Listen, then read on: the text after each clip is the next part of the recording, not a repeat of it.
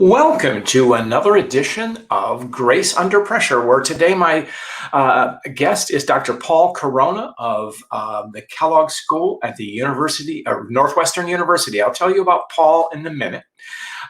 Anyway, as you all know, Grace Under Pressure deals with the soft stuff, the caring, the commitment that we feel toward others. Grace for me is the generosity we show, the respect we give, compassion we demonstrate, and doing it as a leader, especially in challenging times, requires the ability to act for others and energize others around us. And so it's my honor to welcome Paul Corona. He is a remarkable thinker, doer, coach, teacher. Paul and I don't know each other very well, but I know we know lots of people in common. And whenever Paul's name comes up, he doesn't know this, but there's a kind of Paul, he's very special. And so there's an aura about him. We'll try to destroy that aura today. But anyway, Paul teaches, as I said, at Northwestern. He's the founder of the award-winning Lee's 3 Habit System, which helps motivated professionals and organizations build stronger relationships to achieve greater happiness. His book is called Wisdom of Walk-Ons. I love it. 7 winning strategies for college, business, and life. He's a leading global coach. He, like me, is a member of Marshall Goldsmith 100 Coaches, which is an honor for both of us. He's already been recognized by Thinkers 50 as a leading coach. And Paul has gone from the corporate world into teaching, and now he helps people become better at what they do, which is really the principle of what Marshall Goldsmith 100 Coaches is all about. And I love in his bio because he said, most importantly, he's a husband, parent, and friend. Love it. So Paul, welcome. Thank you for joining us today. John, thank you. It's great to be here. I've been looking forward to this for a long time. Great. Paul, your coaching is focused on helping people understand themselves better and creating stronger connections. So what does understanding oneself deeper mean? Yeah, that's a great question to start us off, because I think it's foundational for the help that we talk about and doing so gracefully. If a person can understand in depth who they really are, I think that's the foundation to help them figure out where they're great, where they're not, and how to move forward to improve, and then how to ultimately have high impact on the world in the way that they want to be impactful, the way they want to be fulfilled, and the good that they deliver in a graceful way. That's correct. And what does it mean? You talk a lot about connecting to others, because none of us are in this life by ourselves. So what's an example of a deep connection? What does it really mean? Well, to me, it's getting behind these bios that we have, which are designed to enhance our credibility and to impress others so that they will listen to us and give us an opportunity to add some value. And the bios are true and they're terrific. And to me, that tells people what we are. So the deeper connection of which you speak helps people connect on who they are. Right. What's their life story? Who formed them? What formed them? What were the ups? What were the downs? And when we can understand each other at that who level, not just the what level, I think that's the deep connection that not only feels good, but is more productive in the long term, certainly for leaders and people in communities and at home.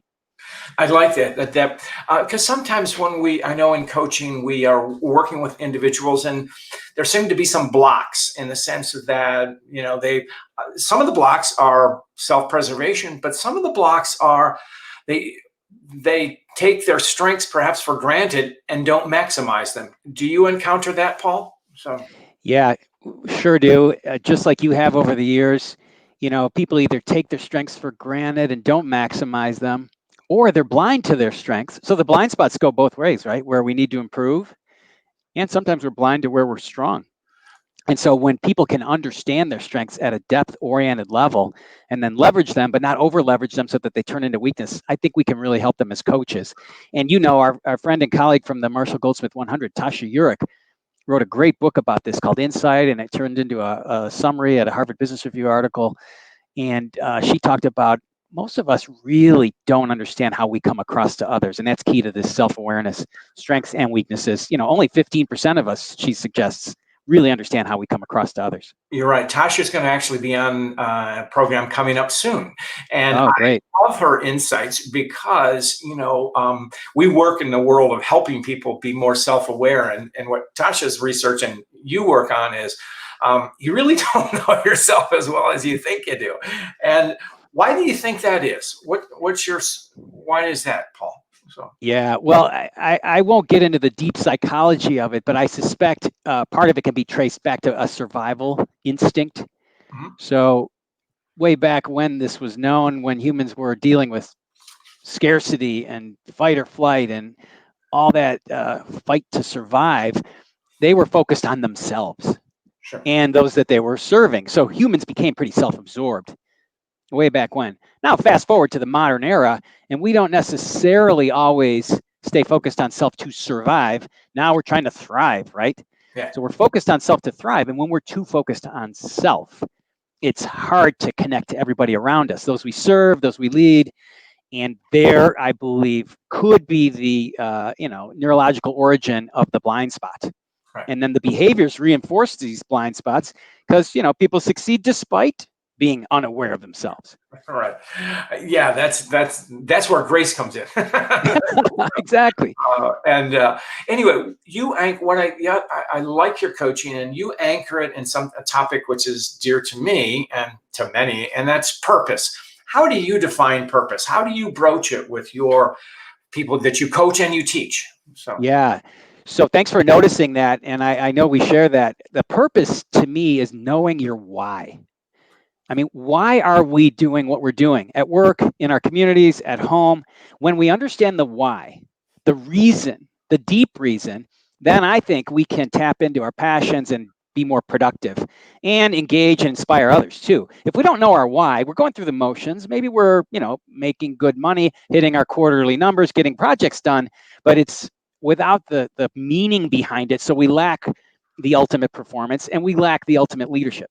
So to me, you got to know your why, and then you got to know the ultimate positive impact you're trying to make on those you serve.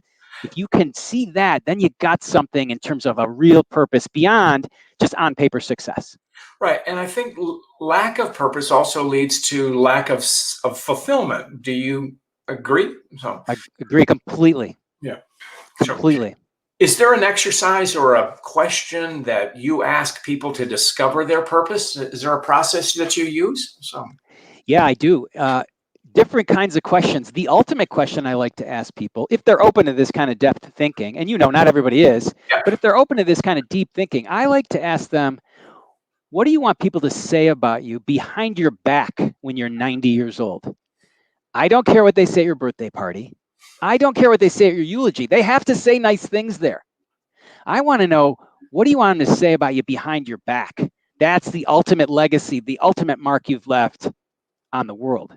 I like that. I'm somebody that talks about the eulogy type but of course that can be made up, but and it is made up, not by you. But what they say behind your back, that cuts to the quick, doesn't it? Yeah, for me it does. Yeah, I like that. I like that question. And then the other more detailed questions. Pardon me if my mic is a little loud here. The other detailed questions are, what energizes you? What have you done in terms of successful performance to a level of excellence and all those things? But the ultimate question I like to look at too, if people are open to that. That's great. So we're in a tough time right now. Our world's been turned upside down. I mean, we have a pandemic, we have an economic crisis, and we have a social justice crisis. I mean, three things in 3 months, So what are you hearing from executives or those you teach? So. Yeah, I am hearing exactly how you summarized it. These factors that are in play now are unprecedented. So people understand leadership fundamentals, but they don't know how to necessarily deal with all of these things at once. And people are talking about that. They're thinking more deeply about it because we're, quarantined and have been for a while. So there's time to make sense of it. And people are trying to do so. And then I think there's a bit of a risk because of all the social unrest and people trying to right the wrongs that have been going on for centuries. That becomes sensitive. So as leaders think and talk and do, they're trying to be as equitable and inclusive as possible. So that's a whole new level of sophistication that I think leaders are now finally dealing with, and I'm very glad that they are. Right. Inclusion is the operative word. And I think that, getting back to your theme of connection, it's a more true and more authentic connection, would you say? So, Yeah, absolutely. yeah. And that connection is predicated, as you know, on respect and appreciation and value. And everybody, regardless of their origin, brings something great to the party, or they just haven't figured out what that is yet. So if we can find that and bring it out in everybody at the group level, at the organization level, at the market level, I think that's one of the marks of excellent leadership, especially now in this climate. And then, people are also worried about doing it online. We're typically on site and doing whatever it takes to be on site. And the online thing sort of, complements that a little bit at best. Now the online existence is in some ways prevalent, dominant. So leaders have to excel, engage, inspire, and influence people ultimately online, which is a whole new skill set. So I think that's a tactic, maybe not what you were thinking when you talked about the deeper issues, but I think that tactic can also be a bit of a make or break for certain people who won't adapt. That's very true, and I think that I was thinking of something, and this comes in and about. I believe that leadership is an act. And I don't mean that it's a dissembling, but leaders are on stage and they have to act the role. And when we think about our true selves, how does that play into the role of acting or the role of leading? You have Yeah, I agree with you that the act is real, and that's not oxymoronic. The reason it works, in my experience, doing and helping those who do, is when it's authentic. And I know you're big on this, and that's one of the underpinnings of graceful leadership and graceful living.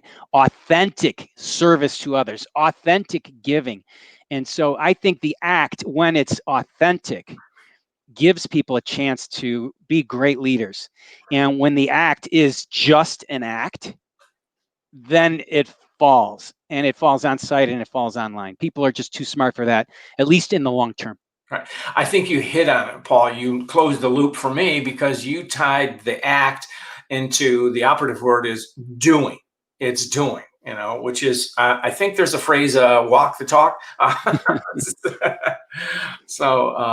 that resonates. So you have a system called the Lee's 3 Habits system. Would you like to tell us about it? Sure, be glad to. So the Lee's 3 Habits system is a video that's 3 minutes long, a handbook that's only 30 minutes to read, and a workshop that's 90 minutes. So the Lee's 3 Habits system is based on a really simple idea. Most people want to be happier, and the best way to build happiness is by building stronger relationships. And so the Lee's 3 Habits are to ask, listen, and give. Ask, listen, and give, which is unnatural for most of us, especially under pressure. Right. Instead, what we naturally default to is tell, talk, and take too much, right? Yep. We're not evil, we're just human. Yeah. So the Lee's 3 Habits system is encouraging people to ask, listen, and give, and change their behaviors so that they become habits, hence the Lee's 3 Habits. And so we have ways to help people learn that and sustain those behaviors. And again, hopefully they do become autopilot habits, and they build stronger relationships that way, and then people are happier.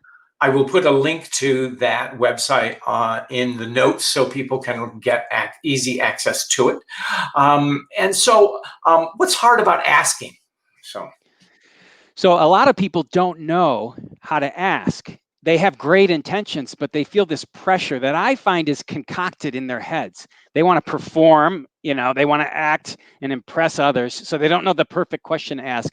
And instead of doing that, I encourage people just to take a breath, relax, and ask a sincere, authentic question, whatever is natural to them in the encounter with the person they're speaking with. And more often than not, if they just ask an open-ended question, like, John, how did you get started with this great show? Or how are your loved ones at this time with all the social unrest and the pandemic? So if you just ask a really simple open-ended question and then listen, the second behavior, the questions take care of themselves, because then it turns into a natural dialogue. That is so simple. It's so simple we forget to do it's it. it's Uh, so simple, it's insulting almost, but it's not easy to do. yeah, As our mentor Marshall Goldsmith has taught us for years, these things are really simple, but they're not easy to do and sustain because it takes work. right. It does, and I think that asking is so essential to what you were speaking about earlier about the connections, and because it opens the door to it, but also our situation online. And what do you tell executives about connecting with people virtually? So, Yeah, I tell them what I learned from one of my colleagues that I went to undergraduate school with 100 years ago. She's a professor at Medill, the journalism, marketing, communications school inside Northwestern University, and she advises people to be who they really are online, because the person on the other end of that camera wants an authentic you a lot more than they want you to be, tricked out with all the technology and how to use breakout rooms and how to use the chat function and how to do polling and all these online tools, which are terrific, but they are in addition to this authenticity. So I encourage people to learn how to be themselves on camera and learn enough of the tactics of the tools that they're using so that their message comes through and then they're not hindered by the medium. right. And now getting back from on your second step, which is listening. Why is it hard for us to listen? So, Again, I oh, think people, no. yeah, what was that? Say that again. Yeah. Uh, I think it's naturally difficult for people to listen because occasionally they're too self-absorbed and they don't want to. And more often, though, they're not really aware that they're not listening. They want to, as soon as possible, add value to the conversation. They want to say something smart. They want to say something clever. They want to say something funny because they just want to contribute. So it comes from a good place. It comes from a good motive. But the execution gets all mucked up because if they overdo that, then they lose the other person. Nobody wants to be talked at. In your coaching, do you find men are weaker at listening than women? That's a great question. A bit of a loaded one, so I'll try to take that on. If I had to answer, I would say yes. And this comes from 57 years of living and and doing. Um, However, I'd like to disclaim that answer. I am really trying to get away from any sort of demographic stereotyping. In this way, I see men, women, regardless of how anybody identifies their gender, who strongly do this well and weakly do it poorly. But if I had to vote, yeah, I think it might be more of a male problem in the Western world. Right. I wasn't trying to throw stones per se. It was more or less that I think men feel, and maybe it's our testosterone, to impress, to be, to be smart, as you said, where I find women much more comfortable listening. And maybe they've been conditioned because men are always talking at them. I say talking at, not to. So, Yeah. I think you might be onto something, and I see it all over, all cultures, all genders, all levels of expertise, all functional areas, and I just think it's so common. We can all get better at it. right. And now the third step, if I we have excuse me, ask, listen, and Give. give. Okay. What does it mean to give? So, Yeah, give, starting with the definition of the opposite, which is take. So if people are too self-interested, again, to survive or thrive, they're of this mindset, what's in it for me, or who else can I talk to who can help me, or my team, or my grandchild. And so people are constantly looking for things to receive, advantages to gain, things to take. And if we, and this has been known since the beginning of time, there's nothing new here, if we instead focus on the others and give and try to serve, that's the right thing to do for many people who like to live this way. It's also good business, because if we give and give and give, everybody wins, including the giver in the long run. And I think that's part of, being a graceful leader, just like you've been teaching us. Right. Well, actually, I mean, yes, what you give, you get in return. Maybe it's not a quid pro quo per se. It may be, but it comes back to us in many different ways. But I think the giving, I would argue, for a leader comes back in a stronger team. Would you have a comment on that, Paul? So. Absolutely. And we've been around the block a few times in the last 35 plus years. When I served as a leader, and I was more focused on those I was serving, helping them figure out what they want, helping them figure out what they need to grow their career, to have a more balanced life, whatever it was. We had better team performance. They were more fulfilled. And then, of course, even though it's not a quid pro quo game, of course, then they worked harder and smarter for the organization. Or if you wanted to attribute any of that to my effect on them as a leader, maybe my giving helped them give back to the common good and the organization, for everything from profits to productivity to engagement. Okay. Your work on getting to know oneself better and then make stronger connections. It gets to another thing, which is that we talk and teach, and that's values, is it not? So. Yeah, absolutely.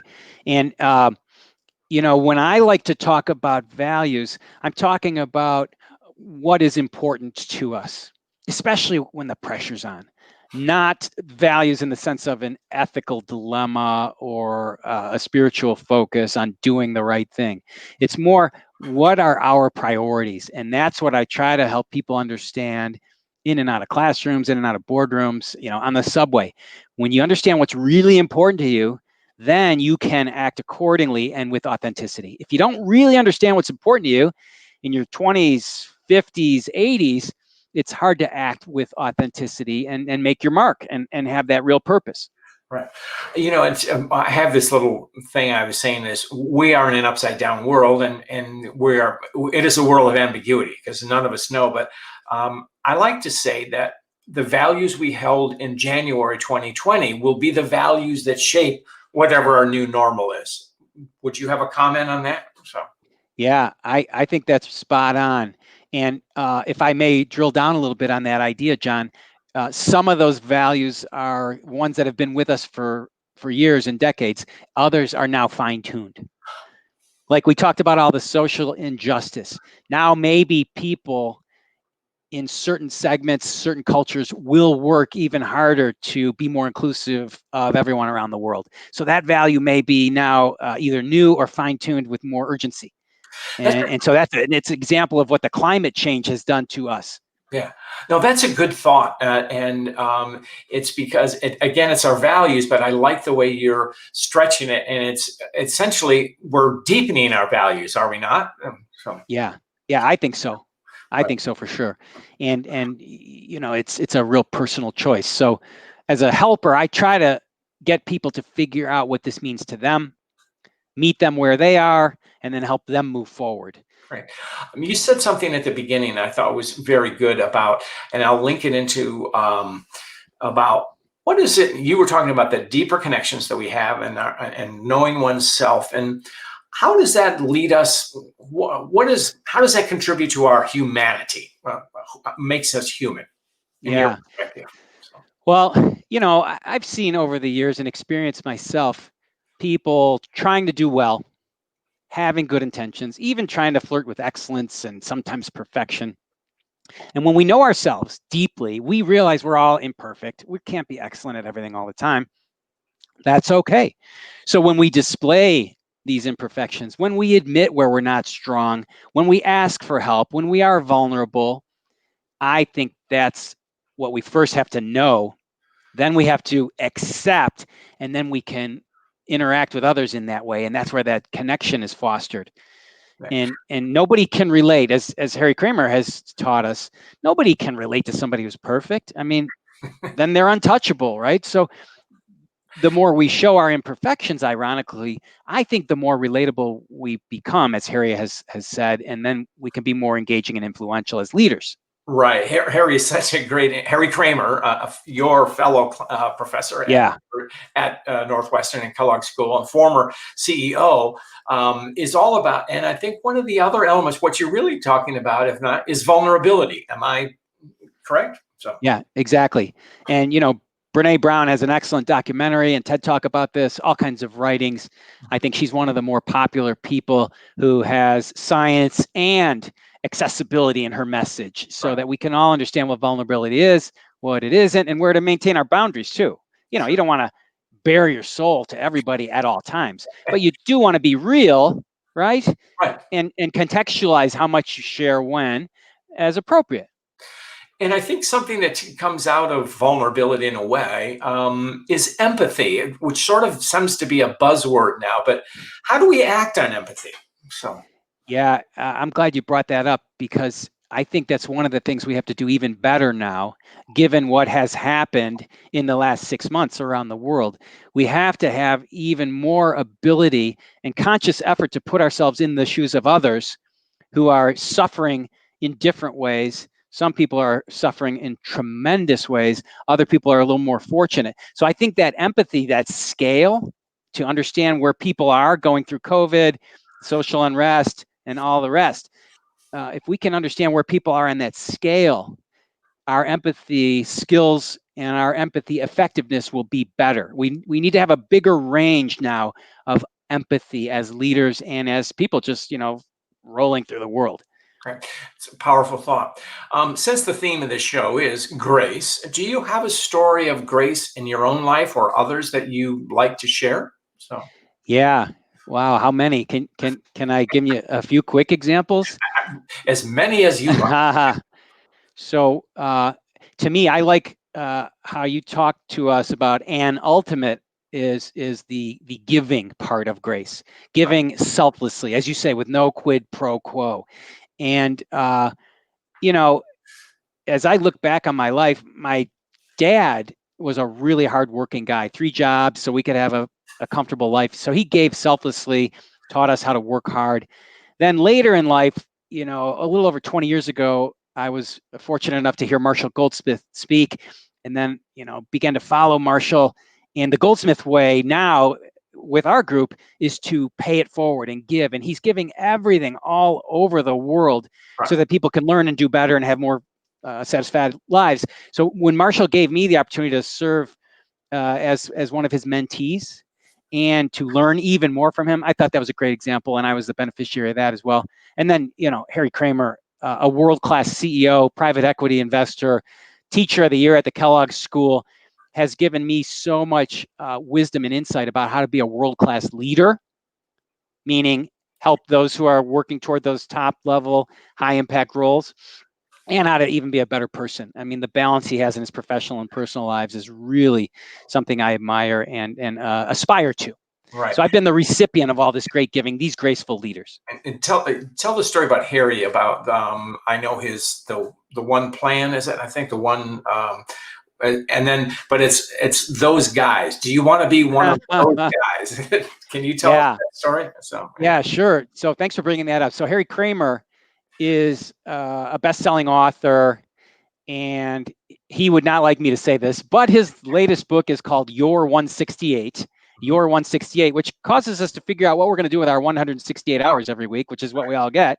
And so all the proceeds from his book and the speeches and the informal talks that he gives around the world are donated to the One Acre Fund, is the thing you mentioned. The yes, One Acre Fund was started by a former student of Harry's at Kellogg, and it's about giving farmers access to technology and farming tools and techniques in parts of Africa that are literally feeding hungry people. And they've got tremendous success by every metric. So Harry funnels all of his proceeds to his former student, and the One Acre Fund is this student's creation. right. I mean that is an act of grace. And what is important to know about grace, it can be those big things like Harry's involved in a big project, which really come down to very simple acts for people. As you just said, providing tools and it's not we're not providing them with nuclear power plants. These are simple tools with which they can farm. And that, I think, gets down to in the nature of grace, if I can say that it's our personal connections. And don't think that we all have something to give. And it may be our time, our space. And I think that's what you exemplify, Paul, when you teach us, you teach your students, you teach those you coach to live with greater purpose, to learn to be more giving and more connected. So you've been a terrific guest, but tell us how we can find you. Oh, thanks, John. An honor to talk with you, and I really appreciate this opportunity and to learn from you as well and to contribute a bit. That's a great joy for me. So our websites, the Lee's 3 Habits system for stronger relationships and greater happiness, that's lees3habits.com. LEES, the number 3, and the word habits.com. My personal website for coaching and other things is paulcorona.com, paulcorona.com. And yes, that really is my last name, and it's not a good last name to have right now, but it is what it is. So as my wife says, we are all beer and no virus in our household. Oh, what a wonderful saying. That's great. And we'll put these in the notes. And of course, you can always Google Paul L. Corona. Paul, thanks very much for being our guest today. You've been very insightful, and I thank you. Loved it, John. Thank you.